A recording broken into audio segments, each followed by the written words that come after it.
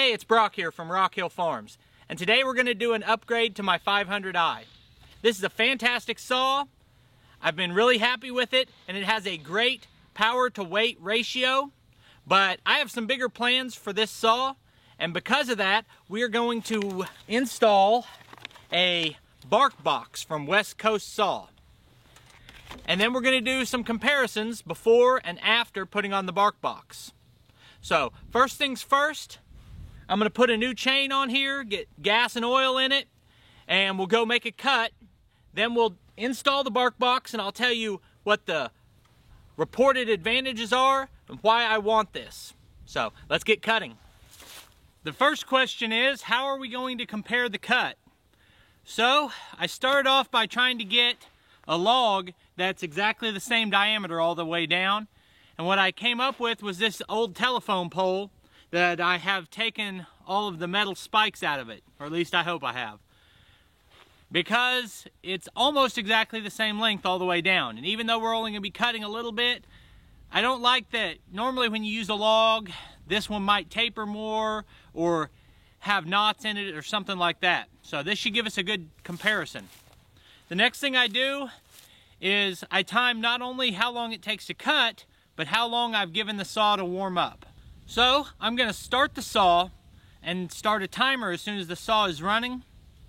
When that timer hits 2 minutes, I'm going to make at least one, but depending on how it cuts, I think with this, I'll probably do 3 cuts off of this and see how long that takes. Then I'll let the saw cool off. I'll change out the chain, change out to the bark box, and then do the exact same comparison. I'm guessing most of you guys are familiar with the 500i. If you're watching this, it's a fuel injected saw, so it's got no primer on it. All there is a gas bulb and a stop button. There is also a decompression valve. So I haven't ran it in a few weeks, so I'll go ahead and prime it. I said it has no primer, and what I meant to say is it does not have a choke on it.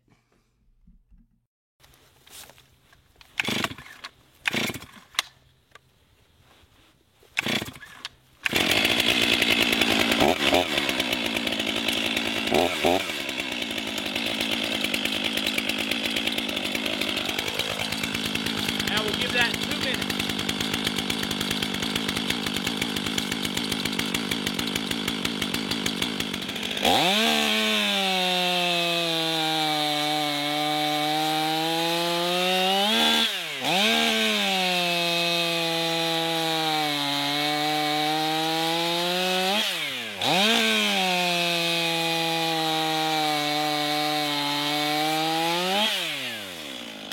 Well, maybe I should have got something a little bigger, because for the 500i, I don't know what this is, 12, 13 inches maybe.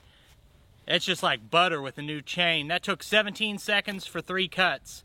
So you probably won't see a whole lot of variation in a 17-second cut. Anyway, we'll follow through with the comparison like I was talking about. While we're letting the saw cool back off, I'll tell you the reasons I'm doing this test. The manufacturer claims that this will give you more power for faster cutting.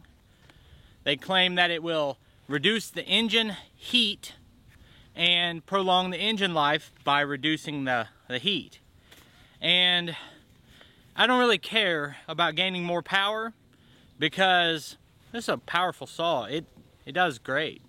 And we're talking about an incremental increase is my estimate. I do really care about not overheating it, because the 500i is a fantastic saw, but it's almost not big enough for everything I do. Number one thing that I do that calls for a big saw is stump grinding. And you show up to what someone calls a 3-foot stump, and the actual base, the grind area, might be 6 foot. And I want to cut that as low as I can so that I'm not wearing out my tractor and my grinder on unnecessary grinding.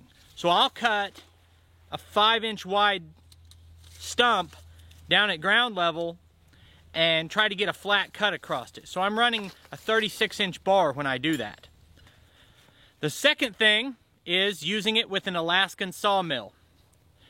Last winter I used my 391 steel saw with a Alaskan sawmill, and it handled that, but I felt like it was underpowered. So I got the 500i. It did a better job with the chainsaw milling.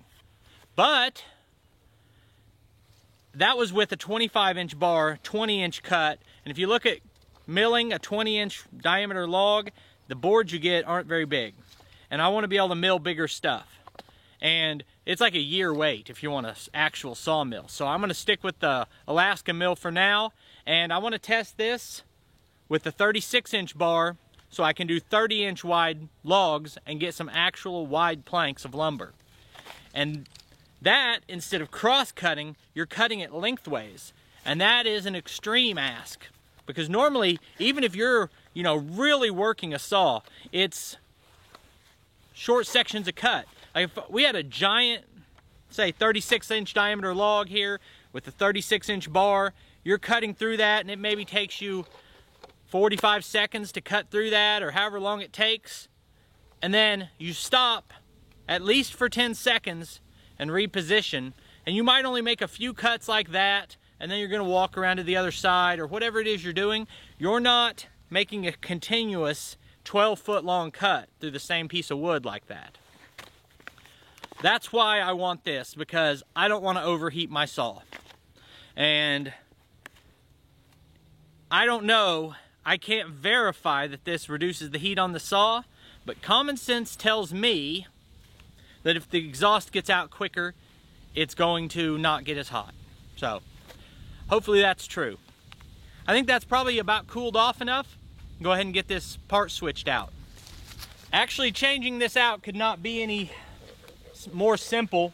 There's no moving parts or anything behind this. It's just taking out 4 screws, putting back 4 screws. While I'm changing this out, I'll invite you, if this is your first time watching, to go ahead and subscribe to the channel. I do firewood and chainsaws and all kinds of equipment. Do tractor work, stump grinding. Right now I'm putting up this Quonset hut, so if you like working outdoors and DIY and that sort of thing, stick around. Maybe you'll like some of the other videos. Those bolts were kind of long-winded. Once we get the bolts off, all you have is a cap here that pushes the exhaust back in. And in its place, we have a similar shaped cap that is vented to let that exhaust out. The shape of it dictates it can only go on in one direction. So, installing this couldn't be much easier.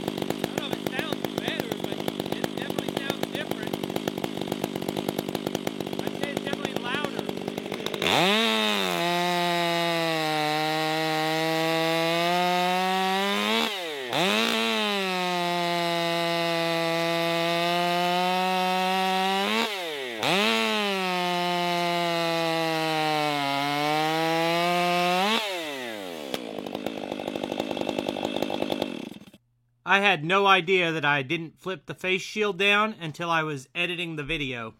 Wow. So that cut took exactly 17 seconds like the other cut did. And again, the longer the test, the more likely you are to run into a variance. Very short test, very little variance. I was really shocked by how loud that was. I didn't notice it at first, but I had the headphones on and pushed down, and that was almost hurting my ears.